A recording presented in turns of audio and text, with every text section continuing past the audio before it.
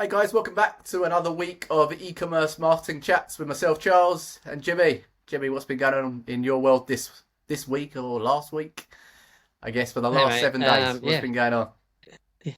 yeah, bit of econ, So, Yeah, but yeah, yeah. just from our pre-chat before the call, sounds like we'll be chatting about things that are coming in the AI space, but also I want to talk about Shopify specifically today, things that I'm doing on there and apps that are working. And I think one of the workshops that I ran this week, I was just doing something like nonchalant and like students like, hey, where do I find that information? And it really kind of comes back to me like things that I do every day. Like I just assume that people know how to do these things, and often I'm assuming wrong. So I want to just dive into some of the basics that I'm using for um, Shopify. And but yeah, let's jump into Charles. We were just having a tiny chat before the call recorded, but you're experimenting with some of,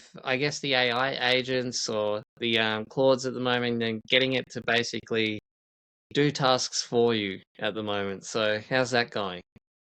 Yeah, really interesting. As always with these things, every other week my mind is blown with what you can do and the latest updates. But the Pacific platform that I've been kind of going down the rabbit hole over the last few days has been Claude. So, you've got Claude, you've got ChatGPT. There's a number of different LLMs out there, but specifically with Claude, they've kind of built different I guess solutions within their overall chatbot LLM. So you've got Claude, which if you've used something like ChatGPT, you can ask it questions, it can help you do work, it can help you write copy, etc. But now they've got Claude Code, so you can now build applications, you can create various technical scripts. They've got Claude Cowork, so you can actually give Claude access to your folders and files, and it can do tasks for you autonomously. So you can effectively, it's like running your own AI agent. And then I've just discovered today that they have got Claude for as a Chrome extension, which is basically Claude Cowork. So I actually tried to use Claude Cowork the other day and get it set up, but I couldn't because my laptop it's only available on Mac at the moment as a desktop application. But also, if your MacBook is over a certain year old, so for me, I've got the 2020 MacBook Pro, and I think you can only run it on M4s, like an M4, one of the latest processors. So, but what you can do is you can use the Claude Chrome extension instead that just runs solely on your browser. Having said that, it's only in beta at the moment. So they're still going through some technical issues, and some people have said it's a little bit slow, but I just tried it out before our call and just got it to update an SOP document, do some research, and create me a more up-to-date version of this SOP based on some research, and pretty damn good, to be fair. So yeah, there's a lot to unpack, Jimmy, but yeah, that's kind of some initial things that I've been kind of looking at, just experimenting with, really, and seeing the next step is seeing what I can do to actually execute tasks within my business and automate some of the processes of things that I don't necessarily want to be doing. Um, Where do you so yeah, where do you see it being the most useful for, I guess, e-commerce store owners? Like, is it something that, well, because I haven't tested it yet, so but I'm keen to do so, but I just haven't done it yet. But is it something that the browser extension, for example, is it something that a Shopify store owner could open in there and have it write the product descriptions like straight away? Or yeah, for sure. I mean, from what I can see, it can effectively take over, and you can see it on the screen. effectively running that task. So it can go into Shopify, and it can start writing out descriptions. It effectively pops up like your Claude chat. Like if you've used Claude, the normal platform interface, it just pops up on the right hand side of your browser, and you just chat with it. You say, I want, can you, like, for example, you could ask it, can you browse 5 of my top competitors and do a complete UX analysis of their sites, what they do well, what they don't do well, and then compare that against my store, and see where the gaps are, and it will run it through and give you a whole report. And or you can actually get it to execute tasks, whether it's writing product descriptions, SEO titles, meta descriptions, you name it. So it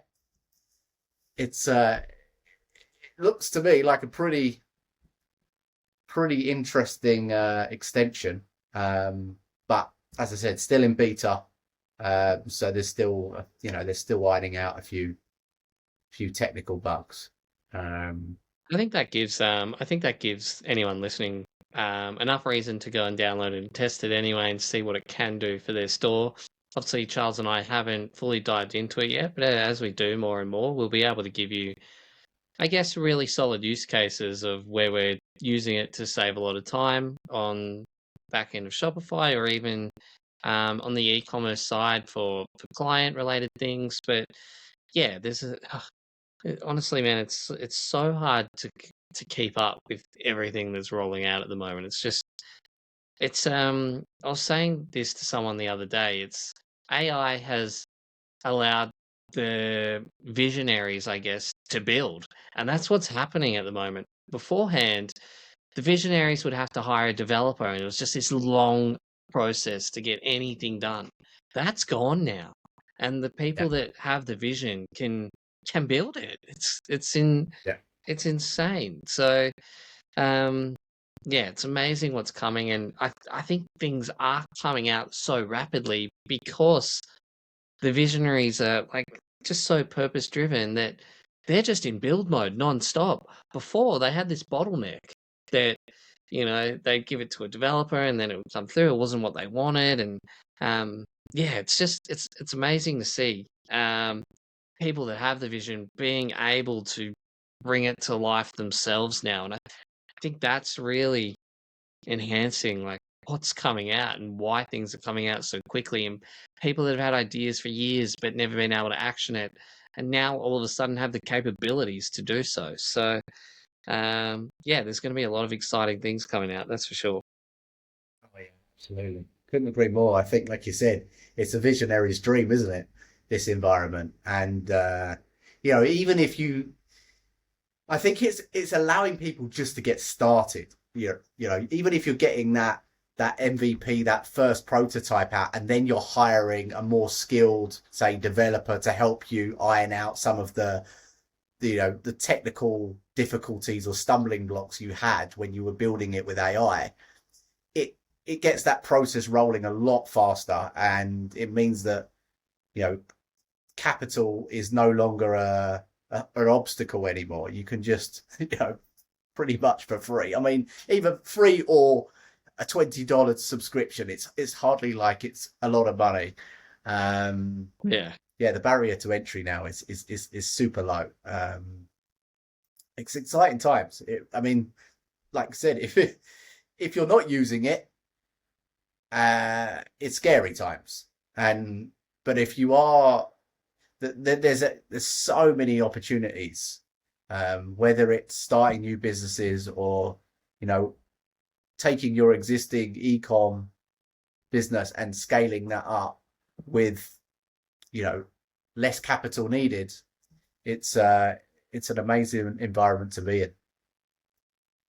You know what, I was talking to someone about this the other day. I think there's a lot of opportunity for e-commerce stores to add apps to their kind of marketplace. For example, I was talking to someone that had kind of a fitness store. They sold fitness equipment, and they wanted to build out like a fitness app for their clients. completely doable now.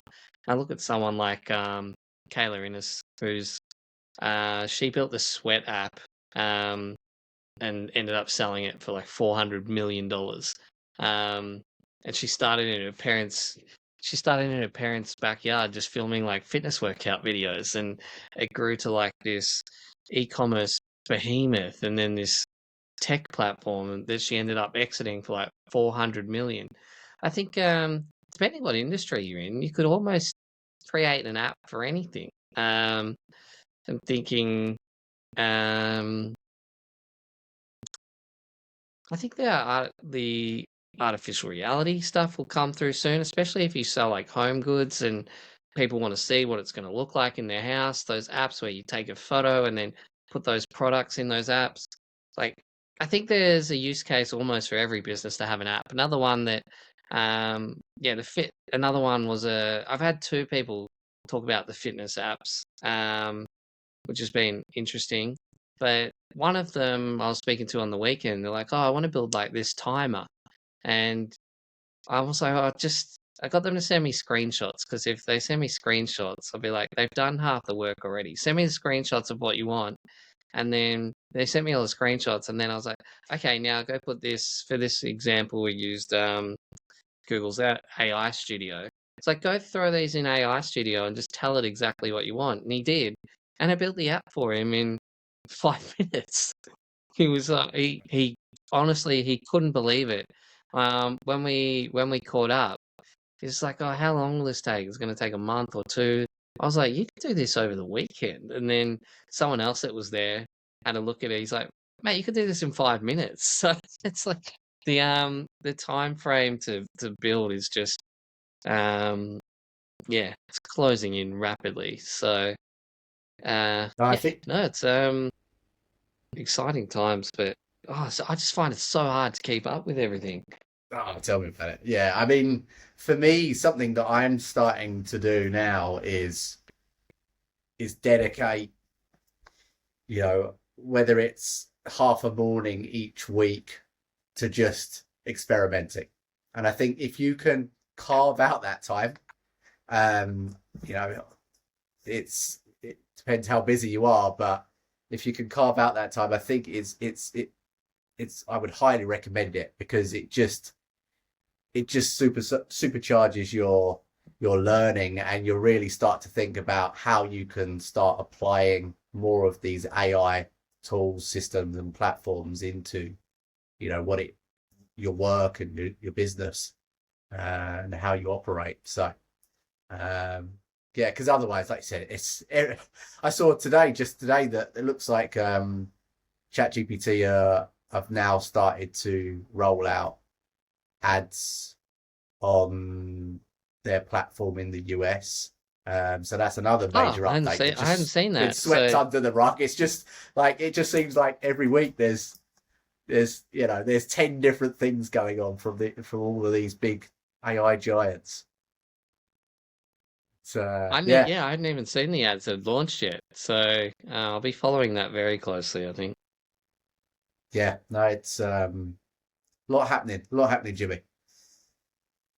I think going back to Shopify. So one of the things when I was running a coaching session this week, I was having a look at, so in Shopify on the right hand side, you've got a marketing. Sorry, on the left hand side, you've got a marketing tab on the left hand side, and within that, when you click on that, it brings up your top marketing channels.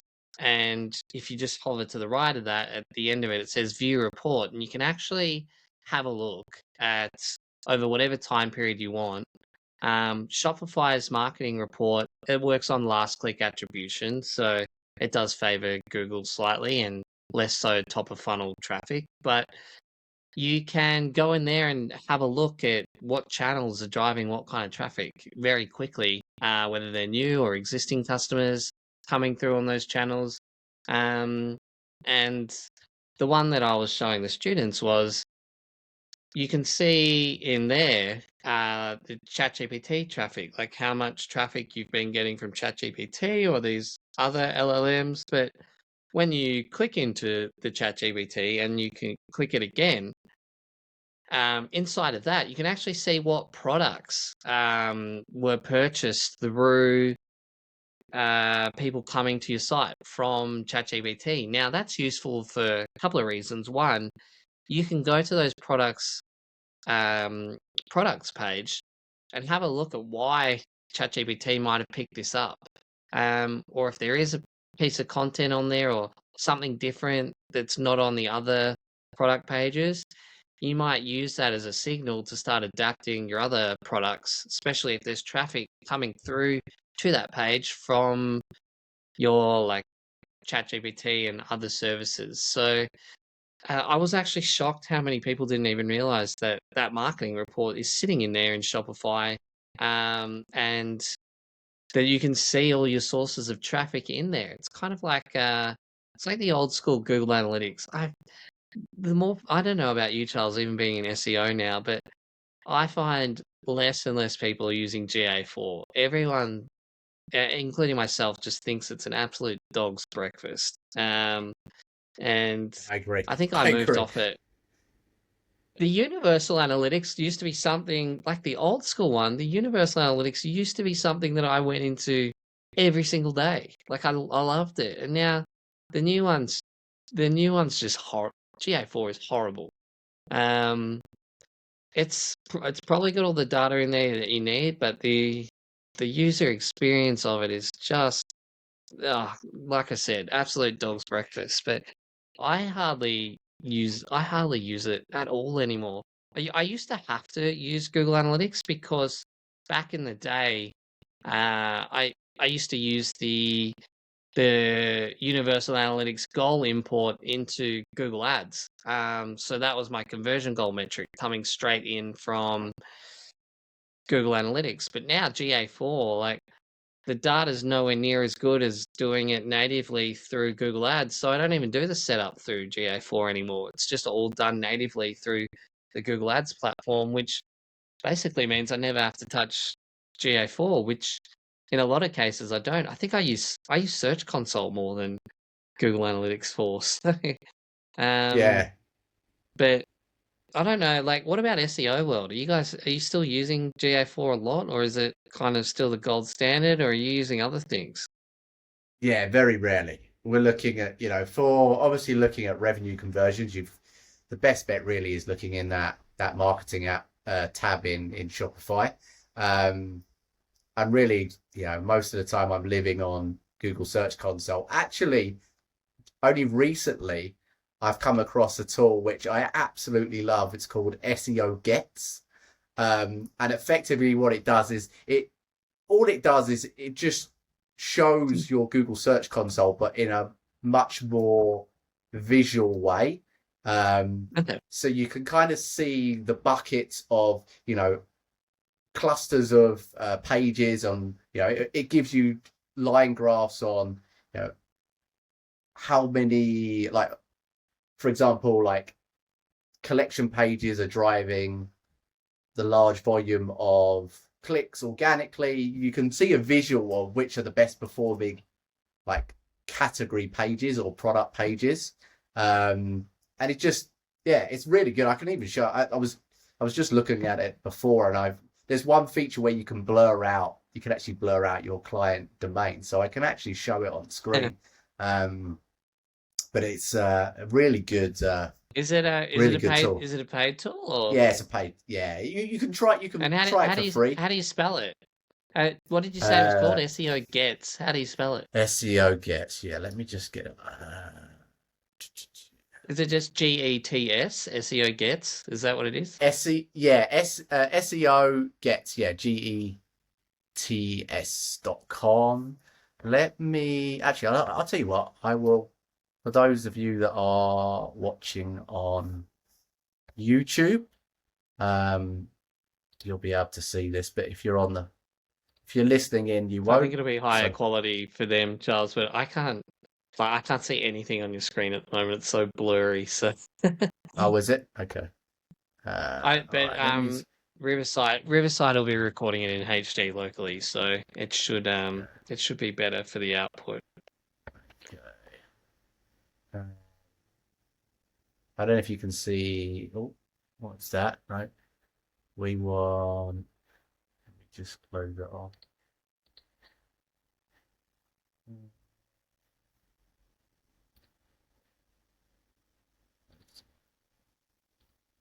While you're waiting, if people are waiting and watching, well, if they are watching this on YouTube, I would recommend going into your Shopify store and having a look at that marketing tab and um, just seeing like what is driving the majority of your traffic. Because once you know that, you can kind of start to double down on some things. And I've been talking a lot this week with other coaches, and initially the consensus was, they should choose one platform, Google or Facebook. But I kind of dug my heels in a bit. I said no, they should do both, but one needs to be the primary driver, and the other needs to be set up in the absolute basics still to capture the traffic. So, for example, if it's a Google based business and they're driving the majority for Google, they still need like remarketing ads on Meta at a minimum, I feel. And the Yeah. other way for Facebook, if you're driving a ton of traffic from top of funnel on Facebook, it really helps just to have a brand campaign on Google or to have your products show up in the shopping ads at an absolute minimum. It doesn't have to be a high spend, but that would be the basic version for Google, and the basic version for Meta would be a remarketing campaign just to complement what you're doing. I can see your screen now, Charles. Yeah. Explain to me what's Yeah. going on. Yeah. So basically, what this is just it plugs into your Google Search Console, and it just gives you far more, for me, more visual data than Google Search Console, where sometimes it's difficult to interpret and see trends easily. So this is for a client's website. You'll see here things are blurred out for obviously for obvious reasons. I don't want to disclose my client's website, but basically up here you've got a visual of the amount of clicks, impressions, and this is basically percentage of clicks from branded searches. So you can kind of, obviously you really want to have a low percentage of clicks from your own brand, and obviously a higher non-branded clicks when it comes to SEO. What would you say is a lot? What would you say is a low percentage? Like, is 24 high or not? No, I wouldn't say so. I mean, I've literally started working with a client recently that's done no SEO previously, and they're starting at around 85% because it's pure, because they've grown purely on word of mouth. So yeah, I would probably say anything under 30% is good. Okay, yeah, because I mean, obviously you're going to rank number one for your brand, so you're going to get a lot of traffic through on that. Yeah. But I guess it's just how much is too much, and where do you need to diversify? For sure. And the good thing is you've got a lot of settings here where you can kind of compare data. So you can look at like the last month, the last 3 months, compare it year. Like, not from this client, but give me an example of a topic cluster, like for those who don't understand that, what is it, and like what's an example? So topic cluster would be your collection categories. So let's say you are working with a clothes e-com store, it would be t-shirts, suits, whatever clothing you are offering. It gives you the amount of clicks based on all of those kind of collections and products within that particular topic or cluster or product category that you're selling, if that makes sense. And content groups is basically it's labeled by collections, homepage, product pages, blog. So you've got a clear snapshot. In this case, collections is the number one driver of organic traffic to this site, my client's site, and then second is their homepage. I think product pages is third, and then I think fourth is their blog. So again, you can see the trend. You can see whether things are growing or Decaying, ideally I'm looking at the decaying ones because I want to see which pages are not performing as well, or which groups or topic clusters are not performing as well, and then I can start to make some improvements and go in on a granular level to see what pages those are related to. So it just gives me a good overall snapshot of the data, basically. And then you've got queries, which is your keyword. So it will show the keyword data here, specific pages on your site. So you can see, again, which are the best performing pages, which ones are growing or which ones are not performing as well over a specific time frame. And then I like this as well. It gives you a clear snapshot of, you know, branded clicks versus non-branded clicks. Because you know, SEO agencies often will like to show, oh, we've generated you X amount of clicks. But if, you know, 85% of those clicks are from branded keywords, then, you know, it's not, you know, it's not that successful with regards to, you know, the ROI. You want to be obviously ranking for more non-branded keywords. And then you've also got here, like, you know, how many keywords are in the top positions on Google. It's just, like I said, just gives you a good snapshot visual. And I just find when you're working with e-com stores that have got a lot of collections and product pages, it's really helpful as well to kind of identify opportunities. There's also like an indexing section, so it pulls through all the technical issues, and you can easily see, you know, what pages are not indexed, what needs to be indexed, what basically needs to be fixed, and it gives you a nice kind of visual chart for that as well, which you can also extract the data from. So it's probably not something that, you know, unless you're really technically minded and you're, as the e-com owner, you're also the SEO. You know, I would only probably be looking at this if you were, you know, an in-house SEO for an e-com store, and you wanted, you know, some more useful information to go off, not just the standard layout of Google Search Console. So yeah, that's just something that I've recently visualization. Yeah. Yeah, nice. One of my favorite tools at the moment. I think it kind of gives, I'd say that probably gives the listeners this episode enough to work on. I think, one, go check out the marketing report in your Shopify store.